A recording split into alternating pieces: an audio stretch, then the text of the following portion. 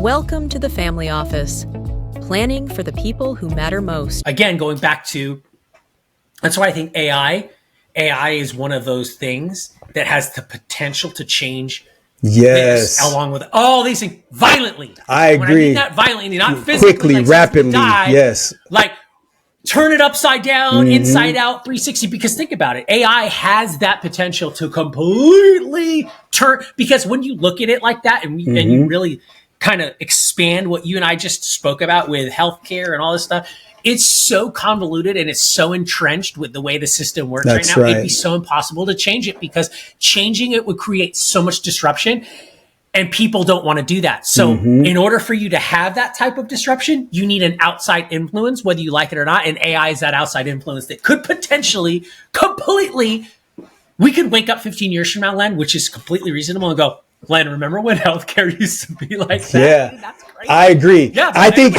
AI would be the only way to create that revolutionary change. I'll give you a quick story. I was at the doctor, because every year I go to get my blood work done and to just, see how my body's progressed in the last year and all of that. And I do every 90 days, by the way. That's good. That's way better than me. So now I'm 5'10". I'm about around 170. I fluctuate between 170 and 175.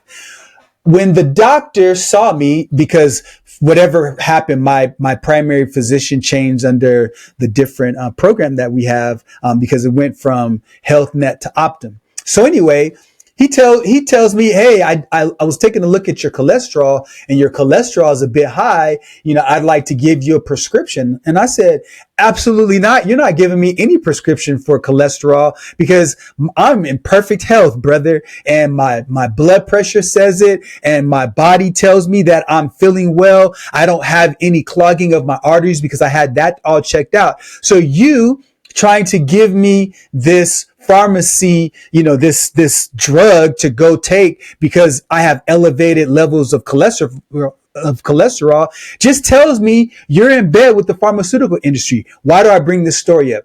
I bring it up because most people are conditioned, especially Gen Xers and older, are conditioned to believe that what the doctor says is law.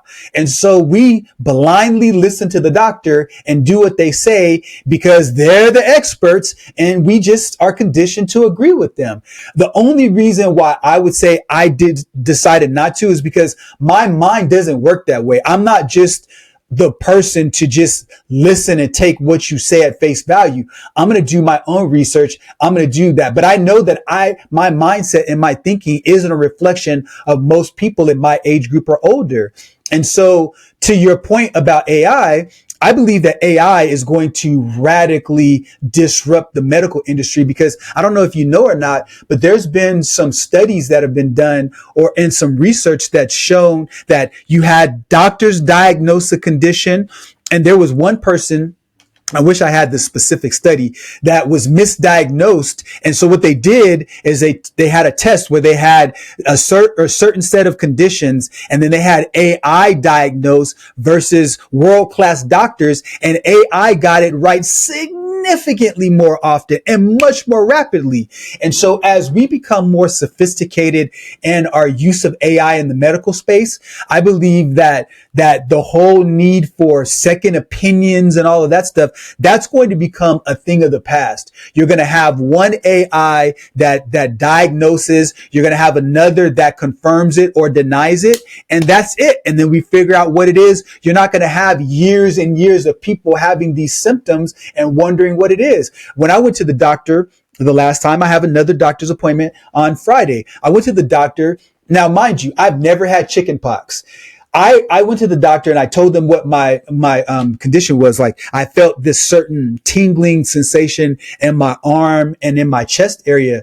And so they tried to give me a medication for what's it when you have chicken pox, but it starts with an S. It's not, oh my goodness. Shingles. Yes. They tried to treat me for shingles. I've never had chicken pox. And the only way you can have shingles is if you have the virus associated with chicken pox.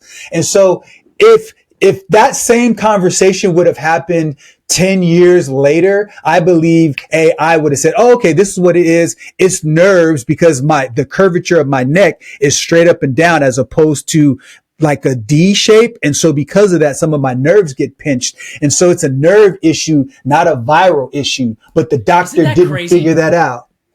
Isn't that crazy? And see, that's exactly what I'm talking about. And AI has the ability to do that universally, globally, amongst every industry. Correct. Everything. Mm-hmm. So the tip as you sit here, because most people, oh my God, AI, and it's evil, and it's going to destroy the world, and all this stuff. And again, I don't know why, it's natural for humans to have a doomsday outlook, sure. Right? I mean, that's your natural human wiring. Mm-hmm.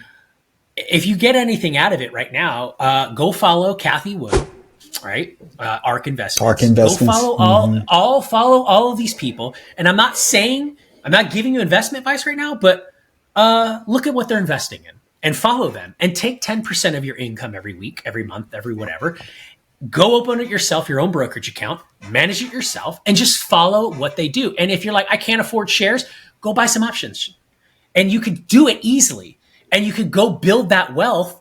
And I guarantee you right now, if you will have a wave of multimillionaires over the next 5, 10, 15 years who are just taking small investments right now and investing in companies like NVIDIA, Palantir, Anthropic, Google, all of them, AIs, biotechs, anything around that. And I'm following that right now because, look, my thing here is that 60% of them are probably going to be losers. Mm-hmm. But it's those 10% that'll overtake all those losers. I'll take the 30% that did okay, and I want those 10% to go, hey, Len, we just made $10 million off of this investment, $2 million off this investment. I don't care what it is. You got to put in today's world, and this is just kind of the paranoia. I mean, this has been true for a long time for a lot of wealthy people and a lot of people, but this is more true today for mainstream than it ever has been, is the only way you're going to survive. And I'm not saying the only way you're going to survive, but you got to learn how to make money work for you in the world of investing right now. You have to understand it because you can do it now. You don't need a stockbroker. Back in the 80s, it was reserved for, correct. Today anybody can be an investor. Now, look at Webull, look at Robinhood, look at ways to all of it, dude, all of it. You look, go online, and instead of watching the crap you should normally watch, go. And this is why it hit home so hard to me the other day. Go watch candlesticks and learn how to read trading patterns and learn how to read economic patterns. I know it sucks. I know it's boring, but you know what's crazy? I was in church on Sunday, this past Sunday, and preacher was talking about something. And he brought up how he understands how to read investment candlesticks and day trading. And I went, that's good. That's because here's the thing. If your pastor is talking about it, you ought to know about it. You ought to know and you ought to study it. Okay? I agree. You ought to know and you ought to study it. Just because that's the world we're living in. No doubt. Guys. No doubt, man. That's the world we're living in right now. And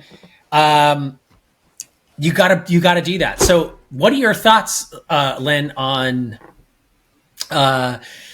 interest rates? Obviously, the government shut down. We're not going to see changes on that, but that doesn't really affect. What are your thoughts on that? Money supply, small businesses, mortgage. Are you buying houses right now? Are you waiting?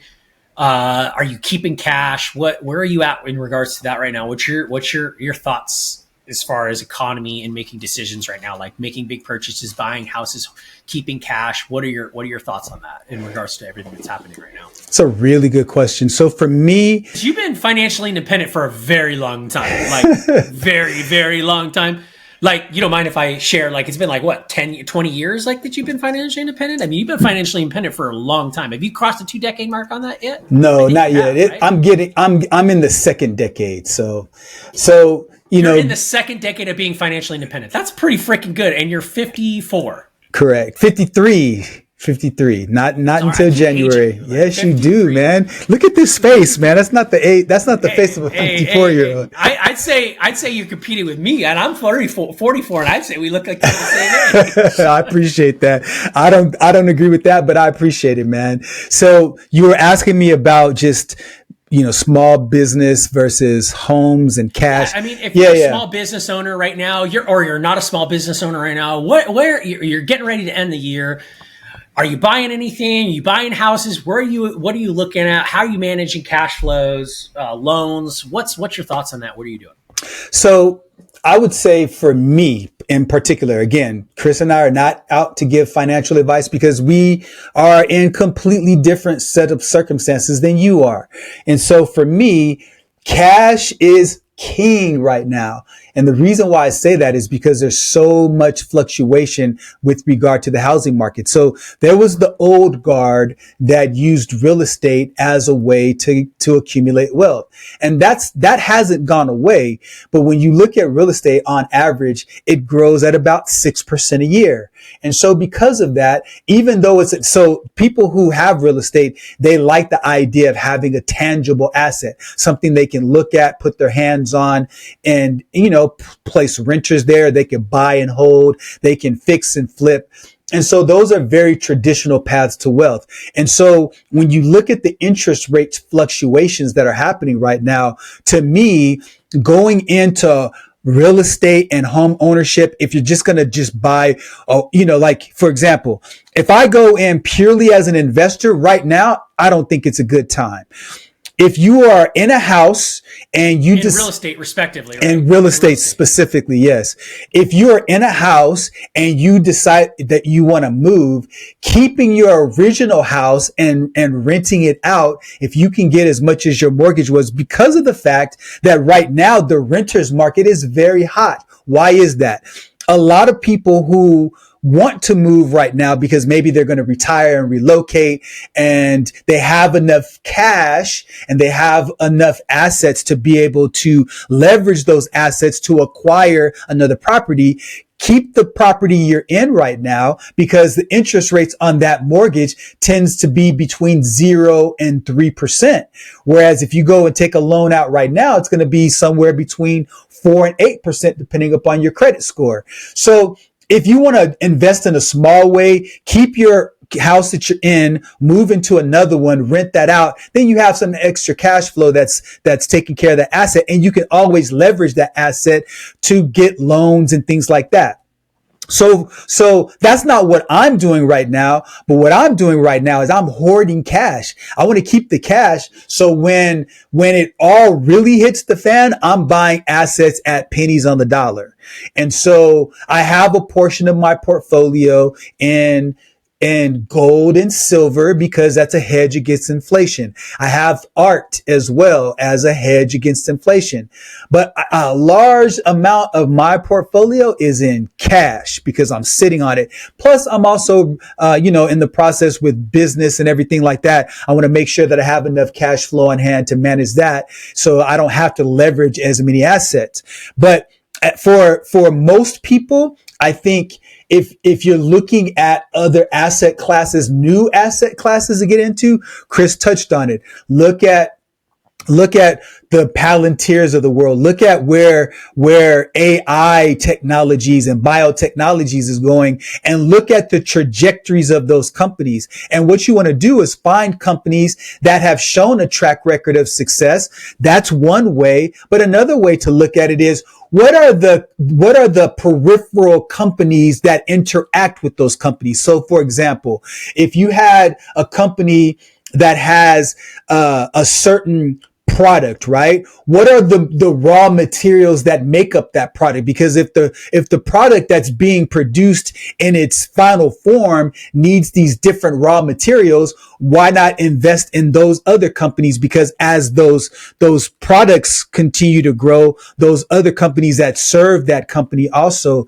grow as well. And so those are the things that I would be looking at. I would also be looking at different ETFs if I were you, exchange traded funds. Because why? Because you're never going to really beat the market, especially if you don't know. It's better to just have a passive investment strategy where a certain amount from your paycheck is going to these different investment portfolios that people that have already been representative of the market. Like you look at your spiders of the world. You just look at your, just different, any ETF, you just do your homework and your research. We're not giving specific investment advice, but those are the things that I'd be looking at if I were in this transition mode right now. But for me specifically, cash. I'm keeping cash, baby.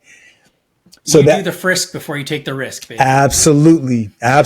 So that's why, like, I don't, like, if you look at me, you can't tell with my lifestyle, and and because I'm not looking to acquire more asset, I'm not a consumer, I'm an investor. And so so that's really my philosophy. And that's a general mindset right there, Len. Everybody could take away from that, whether you're financially savvy or not, is learn how to become an investor rather than a consumer. Because ultimately, you have to be okay with delayed gratification, and you got to be disciplined. That's right. Right. And if you could look at that and you go, okay, wait a minute, all I got to do is get a couple books on delayed gratification and discipline and read that and study that area of my life, spend 90 days putting signal on that, 100% signal on developing that core methodology, have a paradigm shift within yourself. And then ultimately you start looking and going, okay, cool. If I become an investor rather than consumer in 10 years, I can consume whatever the hell I want with all bravado and with no limitations. And I can have 100% without any provocation of what I want to buy.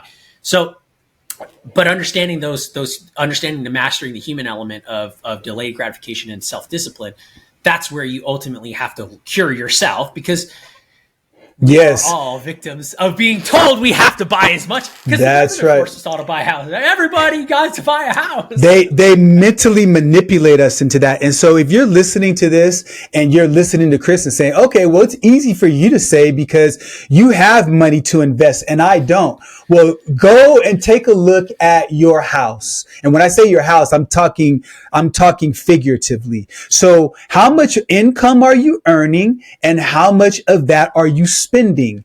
And what of that expense column can you reduce drastically or eliminate? Because the only way that you're going to make it out of this rat race is either increase your income or decrease your expenses. And the best option would be to do both at the same time. So if you are making what you spend, you're not going to have the ability to do any of the stuff we're talking about, because most people out there, when you make more, you spend more because you want to show everybody else how much of a baller you are. And really at the end of the day, if you look like you're rich, but your bank account says nothing, you're broke. And if right now your income just allows you to make it just barely, well, are you willing to only have one car note instead of the two you have? Are you willing to go from that apartment that's in a downtown area to a suburb that pays $1,000 less in rent?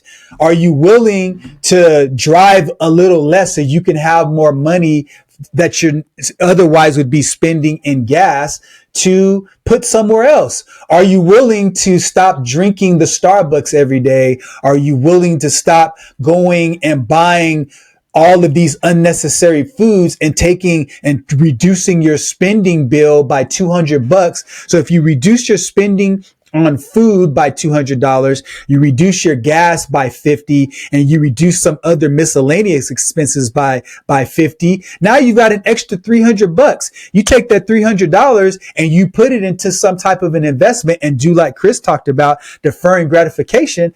Just imagine over time the compounding effect of that. And then as you start having the freedom to make more money, don't increase your lifestyle and invest more. That's really what it comes down to. Chris and I, we sacrificed a lot, and Chris and I was able to reduce our spending as our income increased. And that's what put us in a position to be where we are right now. There's no magic to it, with just a certain mindset that drives it.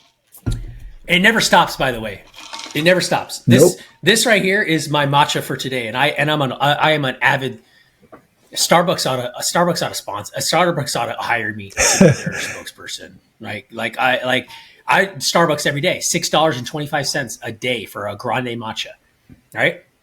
I remember when it used to be $1.25, $2.75, right? I go to Costco And by the way, Starbucks is the McDonald's of coffee now. I mean, it's horrible For sure. quality. It's just terrible. And if you study, coffee in general, coffee is a very dirty product, right? And so is matcha. Matcha is a dirty product too. You got to be careful with the matcha because it can contain a lot of heavy metals because the way they cut it and pulverize it, right?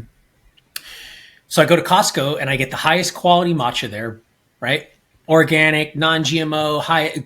If you could find coffee and stuff like that, you want to get it from grow ops, right? Because it's only coming from a certain amount of farms, so you have 100% traceability of where it comes from. Len, I went to Costco and bought the $22 bag of matcha. $22 is a lot of money for a bag of matcha, right? Absolutely. It was 3 months ago. I still have that bag. I'm still using it for my matcha every day, right? So I haven't spent my $6.25. So let me tell you, because it never stops, even at whatever level you're at. So $6.25 at 5 days a week is $31 a week. And that's how many weeks? 8, 9, 10, 12 weeks. That's $375. Well, in Starbucks. That's ridiculous. Yeah. Just imagine you take that and you reallocate that. And that's the point. Like this stuff that we're talking about, for most people, this is where you start to get glassy eyed and you turn away. This is the juice. This is the important conversation. And so it's oftentimes the boring conversations that are the most important conversations. When you're talking about health, it is sexy. No, not at all. About this is sexy. Not at all. Not at all. Not at all. But now you're in a position where you can afford Starbucks every day if you wanted to, because you were willing to risk and take sacrifices at the same time. And so those individuals that go to Starbucks because it's just a act of convenience, but they're still broke, you're not making informed decisions. You're just allowing life to take you wherever it takes you just for the look. And, Starbucks took a long time before they became popular, and now they're wildly successful. And hey, shout out to Starbucks for being great at business and taking a culture and putting people around it so they have inviting environments. I love Starbucks. And so I love their business model. I just think though, for the individual trying to make it, that may not be the best use of your money right now. Yeah. And the thing is those are habits. That's a habit that serves you long into the future, because those habits are going to compound everywhere else. But the thing is I understand it's not a sexy and attractive topic, but the reality is that if you want to be sexy, you have to be unattractive for a little bit. For a long time. All the boring crap. You have to do all the boring crap. And by the way, even when you do become sexy, you still have to continue to do the boring crap. It's like, absolutely. I mean, I've almost gotten myself up to, I know you're not a fan, but I mean, I'm trying to catch Pete Hegseth because he does 150 push-ups a day, like in the morning. And I'm not there yet, but I'm at like 80 right now before I collapse and die on the floor. So that's progress, I'm trying to catch man. him right now. Just in that simple task alone is such a game changer, because those are stupid, simple things you could do to help yourself, to create longevity in yourself, and to ward off having to deal with all the other stuff. And what's interesting is that when you start to really do that, you get excited about it because you can start to see results very, very quickly in the other end of it. What I mean by that is cutting little things out there like Starbucks every day and things like that. And having that money, like you said, cash is king. Going back to that point, for me, it's cash is king and cash flow is king, because I do believe 2026 and 2027, you are going to have some fire sales, and I want to be ready. I want to be ready for that market, and I want to be ready for the time to buy. And I just don't think the time is to buy anything right now. I really don't. I think right now is find very cool, high-end, innovative investments in the marketplace today, not the old crap. Have some investment allocation in the old stuff, because you need that, the blue chip stuff, not necessarily blue chip stock, but meaning legacy types of stuff. Yes. But you really got to be looking at the next, proven stuff, because that's your no matter what. But be really looking at the new baseline stuff, the new stuff that's going to set the new old guard for the next 100 years, looking at being an early adopter and an early investor in those. And then having cash to invest in more, because I think there's going to be markets in real estate in 2026, 2027, we're going to have a massive depression. Because if you do, let's say, open the interest rates right now, meaning you drop the interest rates right now and you allow that to happen, I think what's going to happen is you have a block, right, of a large block of homeowners and people that know how to use real estate and have bought real estate, and they're sitting at those low interest rates right now. And they've been sitting it for 2+ years. And what's going to end up happening is that those are the first people that are going to rush the market as soon as the interest rates come down, because they're not doing anything. They're exactly doing what you're doing. I'm holding. And then all of a sudden, once those rates flip and they've got a nice positive equity in that primary or that massive residence they got a low interest rate, those are the first people that are going to flood the market. And you're going to see a massive demand. And then all of a sudden the price points are going to go up pretty fast because you're going to have that influx in the market. So it's not going to be quick, or not going to be slow, depending on the economic situation, but I think it's going to be fast. You're going to have a real quick entry into that, and it's going to light up. It's going to light up. I agree. And I don't know, the prices are probably going to go up fast again after that. Because you've got a glut right now, and builders don't want to build right now in those boom markets like Austin, and a lot of boom markets like in Austin where you see 20% depreciation in some markets. You're going to see again that supply and demand issue, I think, anyways. I agree. Or you might just have a big enough appetite where there's just enough supply in the market. But homes are short, man. There's not a lot of homes for people, especially in California. And, we go from there. So anyways, at any rate, it's been an eventful day today. Yes, it has. Yes, it has. It's been pretty awesome.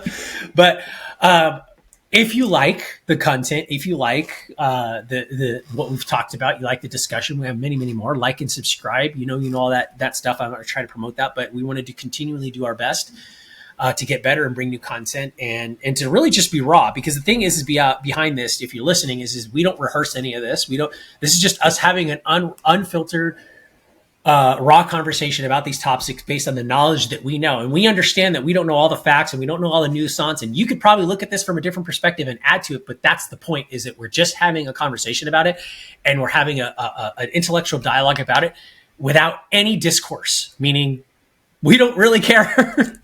We just want to talk about it. So that's the thing to remember. And that's the principle to remember. And my encouragement to anybody who's listening is that if you have friends, you have family, you have colleagues, have a discussion. Be polite and have a discussion and stand firm on your viewpoint and your point. And you can see that as you watch this conversation.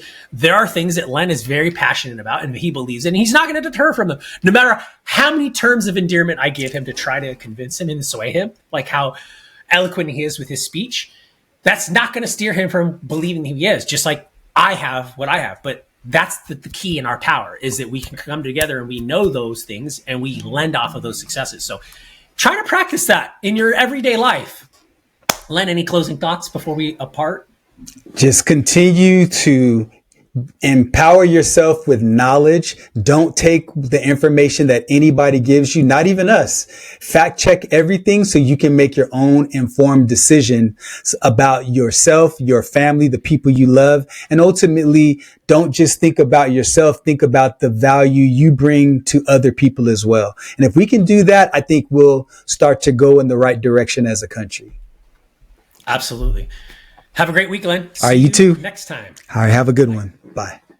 Conversation has given you clarity on your next steps. Please share this episode with someone who's walking the same path. Don't forget to like and subscribe so you won't miss future episodes. And remember, planning ahead isn't just prudent, it's an act of care. Thanks for joining us, and we'll see you next time on The Family Office.